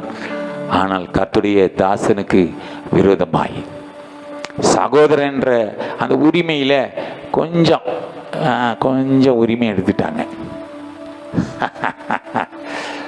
ஆனா ஆண்டவர் பார்க்கறது, உனக்கு சகோதரனா இருக்கலாம். ஆண்டவர் அங்க வைராக்கியமா ஒரு வார்த்தை சொல்றாரு, என் தாசனாகிய மோசைய, அவனை குறித்து பேசுவதற்கு உனக்கு என்ன தைரியம் வந்தது அப்படின்னு டக்குன்னு அங்க ஒரு தீர்ப்பு நடக்குது. என்ன தீர்ப்பு இது? குஷ்டம் பிடித்துக்குள்ள குஷ்டரோகம். சகோதரின்னு கூட பார்க்கல, உனக்கு அவன் சகோதரன், எனக்கு என் தாசன். அல்லேலூயா. நீங்க என்னாகமம் 12ஆம் அதிகாரம் 8வது வசனத்துல அப்படி வாசிக்கல, நான் அவனுடன் மறைப்பொருளாக அல்ல, நான் என் தாசனாகிய மோசையோடு மறைமுகமாய் அல்ல, முகமுகமாகவும் பிரத்யட்சமாகவும் பேசுகிறேன். எப்படி பேசுவாரா? பிரத்யட்சமாக, அதாவது அப்படியே முகமுகமா பேசுவேன். அவன் கர்த்தரின் சாயலை காண்கிறான், கர்த்தரின் சாயலை பார்க்கிறவன். இப்படி இருக்க, அப்படி இருக்கும்போது நீங்கள் என் தாசனாகிய, உன்னால என்ன பார்க்க முடியல, ஆனால் அவன் என்னோடு கூட பேசுகிற, முகமுகமாய் பேசுகிறவன், பிரதியட்சமா பேசுறவன், அவன் என் கூட உறவாடுறவன், இப்படி இருக்க நீங்கள் என் தாசனாகிய மோசேக்கு விரோதமாய் பேச உங்களுக்கு பயமில்லாம போனது என்ன என்றார். அப்போ இன்னைக்கு நான் சொன்ன ஒரு வார்த்தை சொன்னேன் பாத்தீங்களா, கர்த்தருடைய பிள்ளைகள் கர்த்தருடைய ஊழியத்தை செய்கிறதுக்கு முன்னாடி வந்து நிற்கிறாங்கன்னா அவங்கள ஈஸியாக பேசுகிறதுக்கும் அவங்கள ஒரு சாதாரணமாக நினைக்கிறதுக்கும் உனக்கு பயம் இல்லாமல் போனது என்ன? இந்த வார்த்தை யாருக்கு? ஒவ்வொருவருக்கும், விசுவாசங்களாகிய ஒவ்வொருவருக்கும் தேவன் கொடுக்குற ஒரு பெரிய ஒரு எச்சரிக்கை. இல்லைன்னா உன் மேலே நியாய தீர்ப்பு தான் வரும். அதனால யாரை குறிச்சும் பேசுறதுக்கு நம்ம கவனிச்சு என்ன செய்யணும்? எச்சரிக்கையாக இருக்கணும். கர்த்தருடைய பிள்ளைகளை குறித்து, அதான் நான் சொல்லுவேன், எப்பொழுதும் கர்த்தருடைய பிள்ளைகளை குறித்து பேசுவதற்கு, அவங்களை உதாசீனப்படுத்துவதற்கு, அவங்களை குறை சொல்றதுக்கு, புறங்கூறுவதற்கு, அவங்களை மட்டுப்படுத்துவதற்கு, அவங்க சாட்சியை விளப்பண்ணுவதற்கு உனக்கு தைரியம் இருக்கவே கூடாது. காரணம் என்ன சொல்றாரு இங்க? மோசே என்ன சொல்றாரு? அவன் மனசுல நினைக்காத ஒன்ன சொல்றாரு. மோசே யார் தெரியுமா? நீங்க உன் கூட பிறந்துட்டான்னு நினைக்கிறியா? உன் குடும்பத்தான் நினைக்கிறியா? அவன் என் தாசன், அவன் என்னை முகமுகமாய் காண்கிறவன், பிரதட்சமா என்னோடு கூட பேசுகிறவன். அல்லேலூயா, ஆமென். அவன் என்னுடைய சாயலை அவன் காண்கிறவன். என் சாயலை யாரும், ஆனால் என் சாயலை அவன் பார்த்துருக்கிறான். இப்படி இருக்க நீங்க என் தாசனாகிய மோசேக்கு விரோதமாய் பேச உங்களுக்கு அந்த கொஞ்சம் கூட பயமே இல்லையா? பயமில்லாமல் போனது என்ன அப்படின்னு நாங்க கேட்கிறோம். வாசிங்களா. கர்த்தருடைய கோபம் அவர்கள் மேல் மூண்டது. கர்த்தருடைய கோபம் அவர்கள் மேல் மூண்டது. அவர் போய்விட்டார். மேகம் கூடாரத்தை விட்டு நீங்கி போயிற்று. மிரியாம் உறைந்த மழையின் வெண்மை போன்ற குஷ்டரோகியானாள். ஆரோன் மிரியாமை பார்த்தபோது அவள் குஷ்டரோகியா இருக்க கண்டான். அல்லேலூயா. இதுல இருந்து ஆண்டவர் என்ன சொல்றாரு? அங்க தன்னுடைய பிள்ளைகளை ஆண்டவர் ஒரு காலம் ஒருபோதும் விட்டு கொடுக்கவே மாட்டாராம், எந்த சூழ்நிலையும். நம்ம பிள்ளைங்க ஏதாவது ஒன்று சொல்லிட்டு அதுக்காக நம்ம வரைஞ்சி கட்டி நிற்கிறோம்ல, அதே மாதிரி நமக்கே அந்த மாதிரி இருக்கும்போது ஆண்டவர் சொல்றாரு, என் பிள்ளை நான் விட்டுருவேனா? என் பிள்ளை ஏதாவது பேசுவேன், நான் விட்டுருவேனா உன்னை? ஆண்டவர் சொல்றார், உன்னை தொடுகிறவன் என் கண்மணியை தொடுகிறான் என்றார். உனக்கு அந்த வைராக்கியம் இருக்கும்போது எனக்கு எவ்வளவு வைராக்கியம் இருக்கும்னு ஆண்டவர் சொல்றார். அப்படி இருக்கும்போது நம்ம அதன் மேல வைராக்கியம் பாராட்டுவதில் கொஞ்சம் கூட அர்த்தமே இல்லை. ஆண்டவர்கிட்ட விட்டுறணும், ஆண்டவர் பார்த்துப்பார். ஆண்டவர் நம்ம எல்லாவற்றுக்கும் பதில் சொல்லுவார். ஆண்டவரே பரிகாரி, அவர் எல்லாவற்றையும் பார்த்துக் கொள்வார். அவர் நாமம் யெகோவாயிரே, அவருடைய பரிசுத்த பர்வதத்தில் எல்லாம் பார்த்து கொள்ளப்படும். ஹல்லேலூயா, ஹல்லேலூயா, பிரைஸ் தி லார்ட். இன்னொரு நியாய தீர்ப்பை நம்ம பார்க்கிறோம். தேவ சமூகத்தில் ரொம்ப கவனமா இருக்கணும். அனனியா சப்பீராள். நீங்கள் அப்போஸ்தலர் நடவடிக்கைகள் 5ஆம் அதிகாரத்தில் நீங்கள் அப்படி வாசிக்கும் பொழுது அங்கே சொல்லப்பட்டு அந்த வார்த்தையில் சொல்லும்போது தன்னுடைய நிலம்தான், தன்னுடைய நிலத்தை அவங்களுக்கு விற்கிறதுக்கு அதிகாரம் இருக்குதான், தப்பு இல்லை. அங்க 3வது வசனத்தை வாசிங்களேன். பேதுரு அவனை நோக்கி அனனியாவே, நிலத்தின் கிரயத்துல ஒரு பங்கை வஞ்சித்து வைத்து, அதாவது வித்துட்டு ஒரு பங்கை நைஸா அப்படியே ஒதுக்கி வச்சுட்டு, அவங்களுக்கு என்ன தெரிய போகுது? யாருக்கு? கர்த்தருடைய ஊழியக்காரனுக்கு என்ன தெரிய போகுது அப்படின்னு சொல்லிட்டு என்ன செய்யறான்? ஒரு பங்கை எடுத்து வச்சுக்கிறான். அங்க போன உடனே முதல் கேள்வி அங்க என்ன கேள்வி கேட்கிறாரு ஊழியக்காரன்? அனனியா அவங்களதான், அவனுக்கு சொந்தமானதுதான் கேட்கிறான். பரிசுத்த ஆவியினிடத்தில் பொய் சொல்லும்படி சாத்தான் உன் இருதயத்தை நிரப்பின. சாத்தானுக்கு நீ இடத்தை கொடுத்த? உன் உள்ளத்தை நிரப்புறான. அவன் நிரப்புறதுக்கு உன் உள்ளத்தை ஏன் நீ திறந்து கொடுத்த? அதை விற்கும் முன்னே, அதை விற்கிறதுக்கு முன்னாடி அது உன்னுடையதா, அது உன் கையில தானே இருந்தது. அதை விற்ற பின்பும் அதன் கிரயம், அந்த பணம் உன் வசப்பில் இருக்கவில்லை, உன் கையில தானே இருந்தது. நீ உன் இருதயத்துல இப்படிப்பட்ட எண்ணம் கொண்டது என்ன? இப்படிப்பட்ட சிந்தை வந்ததுக்கு காரணம் என்ன? நீ மனுஷரிடத்தில் அல்ல தேவனிடத்தில் பொய் சொன்னாய். தேவ சமூகத்தில் வந்து பொய் சொல்ல துணிச்சல் உனக்கு எப்படி வந்தது? அனனியா அந்த வார்த்தைகளை கேட்கவே, இதை கேட்கும் போதே விழுந்து ஜீவனை விட்டான். அடுத்த செகண்ட் விழுத்து செத்து போயிட்டானா. உடனே வாலிபர்கள் எழும்பி உடனே சரி ஆராதனை நடந்துகிட்டு இருக்கு, தேவ சமூகம், இந்த இடத்துல பாடி இருக்கக்கூடாது. அடுத்த நிமிஷம் யார் ஆயிட்டார் அவர்? அனனியா பேரு. அனனியா பேரு என்ன ஆகி போச்சு? இப்போ பாடி ரிமூவ் பண்ணிட்டு அடக்கம் பண்ணி வாலிபர்கள் திரும்பவும் ஆலயத்துக்குள்ள வர்றாங்க. வர்றதுக்கு முன்னாடி சப்பீரால் என்ட்ரி ஆயிட்டாங்க. என்ட்ரி ஆன உடனே ஊழியக்காரர் கேட்கிறாரு, யார் அவரு? ஊழியக்காரர் யாரு? பேதுரு. பேதுரு கேட்கிறாரு யார்கிட்ட? சப்பீரால்கிட்ட. சப்பீரால், இந்த மாதிரி நிலத்தை வித்தீங்களாமே, எவ்வளவு வித்தீங்க? ஆமா சாமி அப்படிதான் வித்தோம். அப்ப ரெண்டு பேரும் பேசி வச்சிருக்காங்கல்ல, இந்த மாதிரி தான் அவன் சொன்னான். சொன்ன அடுத்த நிமிஷம் ஆள் அவுட்டு. இப்பதான் இந்த பாரு அடக்கம் பண்ண வந்து வாசல்ல நிக்கிறான் பாரு. அடக்கம் பண்ணவன் எங்க வந்து நிக்கிறான்? வாசல திரும்பி பாரு, அந்த நிக்கிறான் பாரு 5 பேரு. அவன் தான் அடக்கம் பண்ணிட்டு வாலி பசங்களாம் போய் அடக்கம் பண்ணிட்டு வந்துட்டாங்க. நீயும் இந்த மாதிரி 2 பேரும் சேர்ந்து இந்த மாதிரி எப்படி இந்த துணிச்சல் வந்தது உங்களுக்கு? இதை கேட்ட அடுத்த நிமிஷத்துலயே அவள் விழுந்து அவள் நியாய தீர்ப்பு, நியாய தீர்ப்பின் அற்புதங்கள் அப்படிதான் இருக்கும். அல்லேலூயா, அல்லேலூயா, பிரைஸ் தி லார்ட். ஆமா, நீங்க இன்னொரு சம்பவத்தை நீங்க பார்க்கணும். என்னாகும் 16ஆம் அதிகாரம் 28ல இருந்து அப்படி வாசிங்களேன். அங்க ஒரு மோசேக்கு எதிர்த்து அப்படி நெஞ்ச காமிச்ச கோரேகன் ஒரு ஆளு. அப்பொழுது மோசே இந்த கிரியைகளை எல்லாம் செய்கிறதற்கு கர்த்தர் என்னை அனுப்பினார் என்றும் அவைகளை நான் என் மனதின்படி செய்யவில்லை என்றும் நீங்கள் எதினாலே அறிவீர்கள் என்றால் சகல மனிதரும் சாகிறபடி இவர்கள் செத்து சகல மனிதருக்கும் நேரிடுகிறது போல இவர்களுக்கும் நேரிட்டார். கர்த்தர் என்னை அனுப்பவில்லை என்று அறிவீர்கள். கர்த்தர் ஒரு புதிய காரியத்தை நேரிட செய்தால் பூமி தன் வாயை திறந்து இவர்கள் உயிரோட பாதாளத்தில் இறங்கத்தக்கதாக இவர்களையும் இவர்களுக்கு உண்டான யாவையும் விழுங்கி போட்டதே ஆனால் இந்த மனிதர் கர்த்தரை அவமதித்தார்கள் என்பதை அறிந்து கொள்வீர்கள் என்றான். அறிந்து கொள்வார்கள். அல்லேலூயா.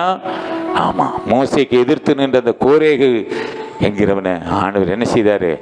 அப்படியே பூமியை பிளந்து மொத்த பேரு கூட நின்று எல்லாம் மொத்தத்தையும் அழகா பூமி வாயை பிளந்த மாதிரி எல்லாம் மொத்தம் உள்ள போட்டு அவ்வளவுதான் முடிஞ்சு. நியாய தீர்ப்பின் அற்புதம்.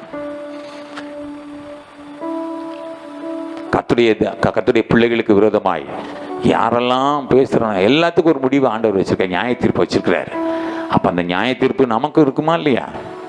அப்ப நியாய தீர்ப்புக்கு நம்ம என்ன செய்யணும்? கவனமா இருக்கணும். அதனால பேச்சு கவனமா இருக்கணும், எண்ணங்கள் கவனமா இருக்கணும். எல்லாம் ஆண்டவர் பார்த்துப்பார். விரோதமா இருக்காங்களா, பேசுறாங்களா, பேசிட்டு போட்டோம். ஆண்டவர் கணக்கு கொடுக்க ஸ்தோத்திரம், கர்த்தருங்களை ஆசீர்வதிப்பார். ஏன் அந்த பக்குவம் நமக்கு வரல? நீயா நானா? விசுவாச வாழ்க்கையில என்னென்ன எங்க போயிட்டு இருக்குன்னு தெரியல. நமக்கு அப்படி இருக்கக்கூடாது. யாராவது நமக்கு விரோதமா எழும்புறாங்களா? உன்னுடைய வழிகள் கர்த்தருக்கு பிரியமா இருந்தால் அவனுடைய சத்துருக்களும் அவனோடு சமாதானமாய் வருவார். இப்பதானே பார்த்தோம் போன மாசம். கர்த்தருடைய பிள்ளைகள் எப்படி இருப்பாங்க? சமாதானமா இருக்கணும்னா அவன் சத்துருவை கூட என்ன செய்வானா? சமாதானமா வருவானா வரும்போது. ஆனா வரும்போது சண்டை போடணும் வருவான். அதுதான் பார்த்தோம் யாக்கோபுக்கு அவனுடைய மாமனாகிய லாபான், அவன் சகோதரனாகிய யாரு? ஏசா. இந்த பக்கம் இருந்து ஒருத்தன் வரான், இந்த பக்கம் இருந்து ஒருத்தன் வரான். ரெண்டு பேரும் 2 துரும்புல வரான். ரெண்டும் ஒரு வழி பண்ணிடலான்னு தான் வரான். ஆனாலும் என்ன சொல்றாரு? யாக்கோபு மேல ஏதாவது ஒரு சின்ன துரும்பு கூட படக்கூடாது. வந்தையா ஹாய் சொல்லிட்டு அப்படியே கிளம்பு, அதான் உனக்கு மரியாதை. ஆண்டவர் தெளிவா பேசுறாரு. போறியா போ, கீலேயாத்து வரைக்கும் உன்னை நான் கொண்டு வந்ததே பெருசு. வந்தையா, வந்தது பரவாயில்ல. அவனை பார்த்துட்டு அவன்கிட்ட ஷேக்கன் பண்ணிட்டு சந்தோஷமாக திரும்பிப்போம். ஓடு. அவன் நினச்சிருப்பான், சே பேசாத வீட்டிலே இருந்துக்கலாம், இவ்வளோ தூரம் அலைஞ்சி வந்து போய் எதுக்கு இவ்வளோ பிரச்சனை, டைம் வேஸ்ட், எனர்ஜி வேஸ்ட் நினைச்சில்ல. ஆண்டவர் அவ்வளவு கவனமா இருக்கு, தன்னுடைய பிள்ளைகள் மேல ரொம்ப கவனமா இருப்பார். அதனால நீ நியாய தீர்ப்பை நீ எடுக்கணும்னு அவசியமே இல்லை. உனக்கு நியாயம் செய்கிற கர்த்தர் ஒருவர் இருக்கு. என் நீதியின் வலது கரத்தினால் நான் உன்னை தாங்குவேன்னு சொன்னா நிச்சயம் செய்வேன், தாங்குவார். அவர் தாங்காததுனாலயா இந்த 10 வாதைகளை ஆண்டவர் அனுமதித்தார். இந்த அனனியா இந்த சப்பிராளுக்கு விரோதமா பாருங்க, சபையில இதை கண்டு பயம் வந்துருச்சு. என்னடா இப்படி ஒரு நியாயத்தை இருப்பா, பயம். அல்லேலூயா. அதனால பயம் வரணும். அவர் துதியின் மத்தியில் வாசமா இருக்கிற தேவன் தான், ஆனால் துதியில் பிரியப்படுகிற தேவன் தான், துதிகளில் பயப்படத்தக்கவரும் கூட என்பதை நாம் என்ன செய்யக்கூடாது, மறந்து போய்விடக்கூடாது. எப்படியா? துதிகளில் பயப்படத்தக்கவர். அல்லேலூயா. என்னை கேட்டுக்கொண்டிருக்கிற தேவனுடைய பிள்ளைகளே, மார்க் 11:20 அப்படியாய் சொல்லுகிறது, இன்றைக்கும் ஒரு நியாய தீர்ப்பான கோடாரி வைக்கப்பட்டிருக்கிறது. மறுநாள் காலையிலே அவர்கள் அவ்வழியாய் போகும் பொழுது அந்த அத்திமரம் வேரோடு பட்டு போயிருக்கிறத ஆண்டவர் பார்த்தாரு. எவ்வளவு நாள் கனி கொடுக்கணும் அது அவளும் பார்த்தாரு. எவ்வளவு நாள் பார்த்தாரு. கொத்துனாரு, எரு போட்டாரு, நீர் பாய்ச்சினார், எவ்வளவு எதிர்பார்த்தாரு. இல்லை, வேஸ்ட் அப்படின்னு அந்த மரத்தை பார்த்து சபிச்சிட்டாரு. அது பட்டும் போயிடுச்சு. இன்னைக்கும் நம்ம அப்படி இருக்கக்கூடாது. எவ்வளவோ சத்தத்தை கேட்குறோம், எவ்வளோ சத்தியத்தை கேட்குறோம், எவ்வளவோ வாக்குத்தத்தங்களை கேட்குறோம். ஆனால் அது மேலே விசுவாசம் இல்லாமல், நம்பிக்கை இல்லாமல் என்ன செய்யறோம், நம்ம இன்னும் அசட்டையாக ஏனோ தானோ என்று நம்ம ஜீவியம் இருக்கத்தான் செய்யுது. அப்படி உள்ளவனுக்கு இன்னும் கொடுக்கப்படும், இல்லாதவனிடத்தில் இருக்கிறதும் எடுக்கப்படும். விசுவாசம் உனக்கு இன்னும் பெருகினா ஆண்டவர் ஆசீர்வாதத்தில் பெருக்கத்தை கட்டளையிடுவார். அல்லேலூயா, அல்லேலூயா. உன் வாழ்க்கையில் பெருக்கத்தை நீ பார்க்கணும் அப்படின்னா உன் விசுவாசத்தை நீ பெருக்கு. நீ விசுவாசத்தில் வலிவி போகிற குடும்பமானால் ஆசீர்வாதங்களும் வலிவி போகும். அதற்காக உன்னை தெரிந்து கொள்ளவில்லை, சேர்த்து கொள்ளப்படவில்லை. ஆனால் என்றும் ஒரு நாள் நீ என்ன செய்யணும், நீ கஷ்டப்பட்டு திரும்புறதை காட்டிலும் நீ சத்தத்தை கேட்டு திரும்பிட்டேன்னா நீ பாக்கியவானா இருப்ப. கொஞ்சம் கொஞ்சம் கொஞ்சம் கொஞ்சம் ஆண்டவருக்கு செவி கொடுத்து நீ என்ன செய்ய, உன்னை நீ விட்டுக்கொடு. நீ உன் குடும்பமும் கொஞ்சம் சீர்பட்டு, நானும் என் வீட்டார்பம் என்றால் கர்த்தரையை சேவிப்போம் என்று சொல்லி வைராக்கியத்தோடு சபைக்கு வருகிறதும், ஆலயத்துக்கு வருகிறதும், ஆராதனையில் நிற்கிறதும், அந்த ஆலய காரிய மறுமைகளில் நீங்கள் பங்கு பெறுகிறதிலும், தேவனுடைய சமூகத்தில் அந்த வார்த்தைக்கு கீழ்ப்படுகிறதும், அந்த ஆலோசனையில் நிற்கிறதும், அந்த சத்தியத்தில் நடக்கிறதும், ஆண்டவரை தேடுகிறதும், அவரை அறிகிற அறிவில் வளர்கிறதும், அவருக்கு பயப்படுகிற பயத்தில் இருக்கிறதும் நீங்கள் கவனமாக இருக்கக்கூடுமானால் ஆண்டவர் இன்றைக்கும் அவர் சொல்கிறார், எல்லா ஜாதிகளிலும் செய்யக்கூடாத அதிசயத்தை நான் உன் ஜனங்கள் மத்தியில் உன்னை கொண்டு நான் செய்வேன் அப்படின்னு சொல்கிறாருன்னா ஆண்டவர் சொன்ன வார்த்தை வீணாயிடுமா? அது யாருக்கு சொன்னார்? இப்போ யாருக்கு பேசிக்கிட்டு இருக்கிறாரு? இதை நீ விசுவாசிக்க குடும்பம், நீ உன் குடும்பமும் ஆசீர்வதிக்கப்படுவீர்கள். நல்ல கனிகொடா மரமெல்லாம் வெட்டுண்டு அக்னியில போடப்படும். மத்தேயு 3:10 வாசிங்களேன். இப்பொழுது கோடாரியானது மரங்களின் வேர் அருகே வைத்திருக்கிறது. ஆகையால் நல்ல கனிகொடாத மரமெல்லாம் வெட்டுண்டு அக்கினியிலே போடப்படும். ஹல்லேலூயா, பிரைஸ் தி லார்ட். நீங்க பார்த்தீங்கன்னா கிபி 70 இந்த கோடாரி கர்த்தருடைய பிள்ளைகளாக யூதர்கள் மேல இந்த கோடாரி விழுந்தது. என்னாச்சு தெரியுமா உங்களுக்கு? நியாய தீர்ப்பு வந்தது. தீர்த்து ராயன் யூதர்களை எல்லாம் கொன்று குவித்து அவங்களை என்ன செய்தான்? சிதறடித்தான். அதுக்கப்புறம் சிதறி போயிட்டாங்க, எல்லா இடத்துலையும் சிதறி ஓட விட்டான். நல்லா இருந்தவங்க தான், கர்த்தருடைய பிள்ளைங்க தான், அவங்களுக்காக தான் வந்தார். அவங்க அவரை ஏற்றுக்கொள்ளலை, மறுதளித்தாங்க. அவர் இல்லாத ஒரு உலகம் அங்கே உருவாச்சு. பார்த்தாரு, இவனுங்களை இப்படி பண்ணுனா சரியாகாது அப்படின்னு சொல்லி அந்த கோடாரியை பயன்படுத்தினார். அதுக்கு ஒரு ஆளை உருவாக்கினார். தீத்து ராயன் என்பவன் வந்தான். வந்து அவங்கள எல்லாம் தும்சம் பண்ணி ஆட்சி நிறையா பேர் அவளை கொன்று தீர்த்தான் இஷ்டம் போல். அதில் பயந்து சிதறி நாலா பக்கமும் ஓடி ஒளிஞ்சான். அவங்களுக்கெல்லாம் கிபி அதாவது 70 எப்போ திரும்ப அவங்களுக்கு சுதந்திரம் கிடைக்கிது எப்போ தெரியுமா? 1948ஆம் ஆண்டு அவர்களுக்கு என்ன செய்தாங்க? திரும்ப துளிர்க்க ஆரம்பிக்கிறது. எவ்வளவு வருஷம் தான் அந்த இஸ்ரேல் தேசம் திரும்பவும் துளிர் விட ஆரம்பிக்கிறது. அல்லேலூயா. 1948 மே 17 அது துளிர் விட அந்த ஆரம்பித்ததிலிருந்து இன்றைக்கும். ஆனால் இன்னைக்கு அதுக்காக ஜெபம் பண்ணிட்டு இருக்கான். இன்னைக்கு அவங்க அதை ஏற்றுக்கல. ஆனாலும் ஆண்டவர் மேல் வச்சிருக்கிற இரக்கம், அந்த அநாதி ஸ்நேகம், ஆனாலும் ஆண்டவர் அவங்க மேலே வச்ச கிருபை. இன்னைக்கு பார்த்தீங்கன்னா உலகத்தில் ரொம்ப வல்லமையுள்ள ஆட்களாக இருக்காங்க. இன்னைக்கு பேங்க்லாம் கண்டுபிடிச்சவனே யாராவது தான்.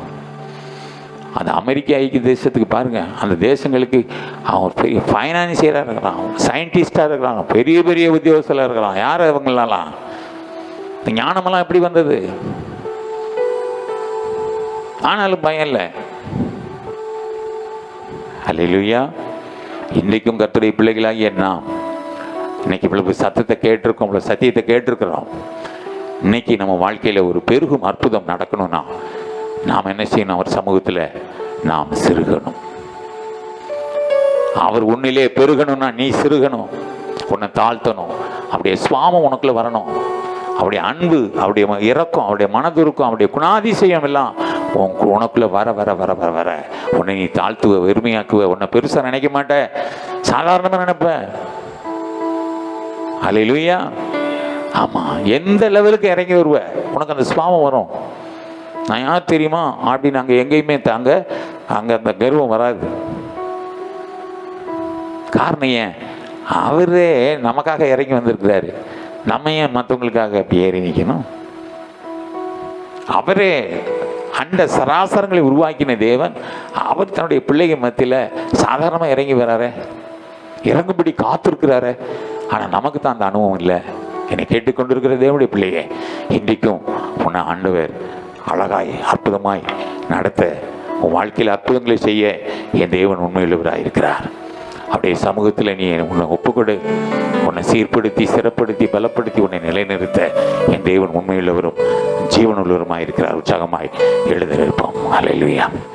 நல்ல கனிகொடா மரங்கள் எல்லாம் வெட்டுண்டு அக்கினியில் போடப்படும். நல்ல மரங்கள் எல்லாம் வெட்டுண்டு அக்கினியில் போடப்படும்.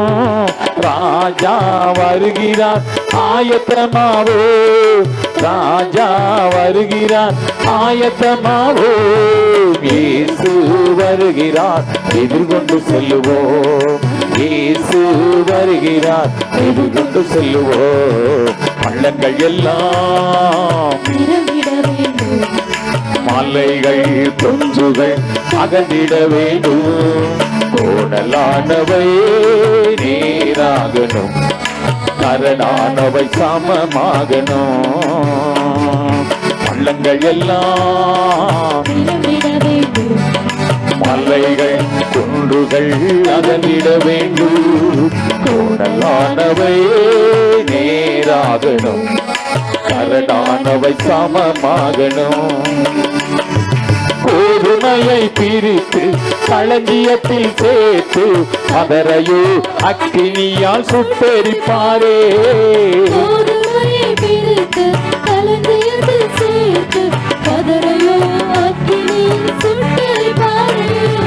ராஜா வருகிறார் ஆயத்தமாவோ ராஜா வருகிறார், ஆயத்தமாவோ இயேசு வருகிறார், எதிர்கொண்டு செல்லுவோம். இயேசு வருகிறார், எதிர்கொண்டு செல்வோம். பள்ளங்கள் எல்லாம் நிரம்பிட வேண்டும், மலைகள் குன்றுகள் தகர்ந்திட வேண்டும். கோணலானவை நேராகவும் கடலானவை சமமாகவும். அந்நாளில் வானம் வெந்து அழியும், பூமியெல்லாம் எரிந்து உருகி போகும். அந்நாளில் வானம் வெந்து அழியும், பூமியெல்லாம் எரிந்து உருகி போகும். ராஜா வருகிறார், ஆயத்தமாவோ ராஜா வருகிறார், ஆயத்தமாவோ இயேசு வருகிறார், எதிர்கொண்டு செல்வோம். இயேசு வருகிறார், எதிர்கொண்டு செல்வோம்.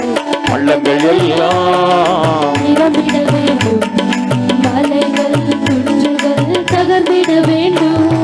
கோணலானவை நேராகவும் கரடானவை சமமாகவும். கரையில்லாமலே குற்றமில்லாமலே கர்த்தருக்காய் வாழ்ந்து முன்னேறுவோம். கரையில்லாமலே குற்றமில்லாமலே கர்த்தருக்காய் வாழ்ந்து முன்னேறுவோம்.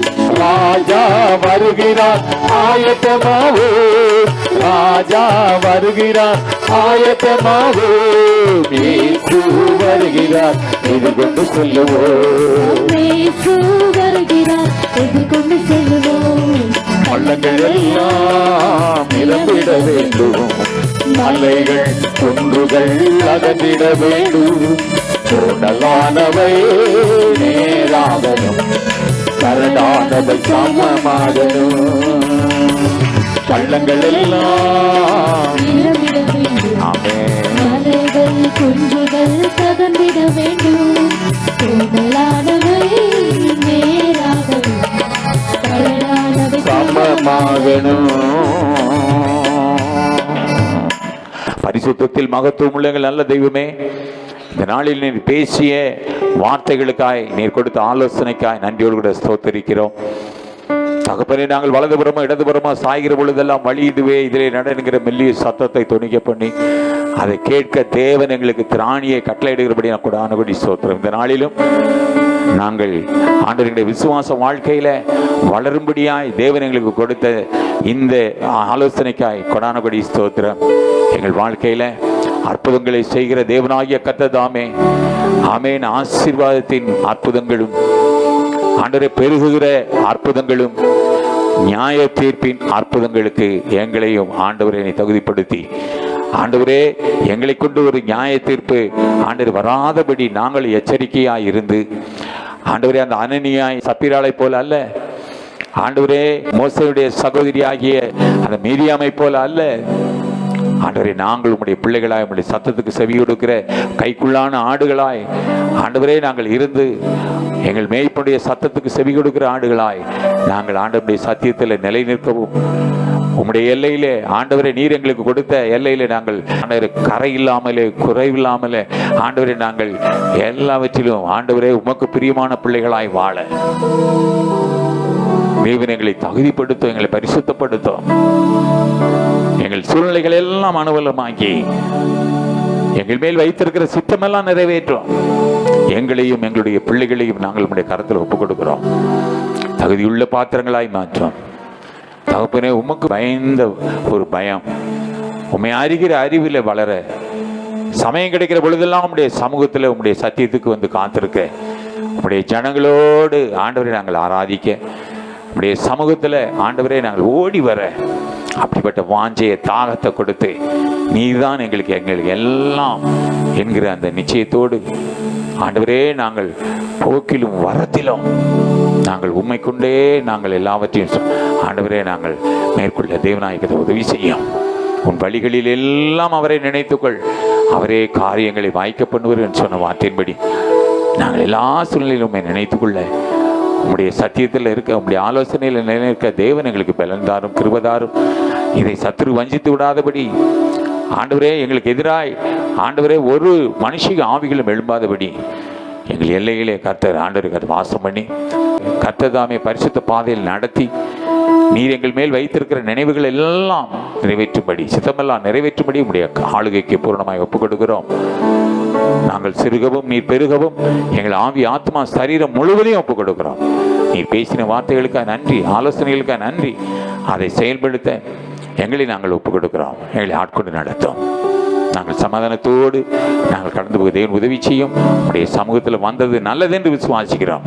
இப்படிப்பட்ட ஆலோசனை கேட்க தேவன் எங்களுக்கு கிருபை பாராட்டினீரே, உமக்கொடானபடி ஸ்தோத்திரம். மாலையிலும் உடைய சமூகத்தில் நாங்கள் குடும்பமாய் வந்து உடைய நாமத்தை மகிமைப்படுத்துகிற பிள்ளைகளாய் எங்களை நீங்கள் ஆயுதப்படுத்தும்படி உங்கள் கரத்தில் ஒப்புக் கொடுக்கிறோம். எங்களுக்காக யாவையும் செய்து முடிக்கிறவரே, சகல துதி கனம் மகிமை யாவற்றையும் உமக்கு நேராக எடுக்கிறோம். இயேசு கிறிஸ்துவின் இரக்கமுள்ள நாமத்தில் ஜெபிக்கிறோம் நல்ல ஜீவனுள்ள பிதாவே, ஆமென்.